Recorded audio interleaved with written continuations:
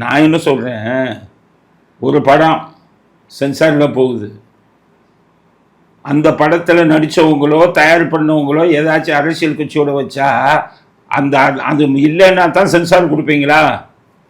மத்திய அரசாங்கத்தை கேட்குறேன். அப்போ சென்சாரில் அரசியல் போகுதுதான்னு கேட்குறேன். ஒருத்தன் படம் எடுக்கிறாங்க, அதில் நான் இப்போ 100 பேர் நடிப்பாங்கங்க, அதை யாரோ ஒருத்தர் அரசியல் ரீதியாக போகிறாரு. அப்போ மத்திய அரசாங்கம் சொல்லித்தான் தணிக்கை இது சர்டிஃபிகேட் கொடுக்குமா? படத்தில் இருக்கக்கூடிய காட்சிகளின் அடிப்படையில் சர்டிஃபிகேட் இல்லையா? அரசியலின் அடிப்படையில் தானே செய்யுது. சரி, நீ காங்கிரஸோட கை கோக்காதன்னு நீங்கள் சொல்கிறீங்கன்னு வைங்க, உங்கள் ஆள் டிஎம்கேயோட கை கோக்கலையா?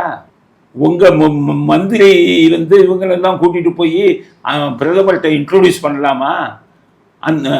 அந்த குரூப் எல்லாம் யாரு? பராசக்தி குரூப். படமே திமுக படம் தானே, படமே மத்திய அரசாங்கத்தை எதிர்த்த படம் தானே, படம் இந்தி இருக்கக்கூடாதுன்னு சொன்ன விஷயத்தை சொன்ன படம் தானே.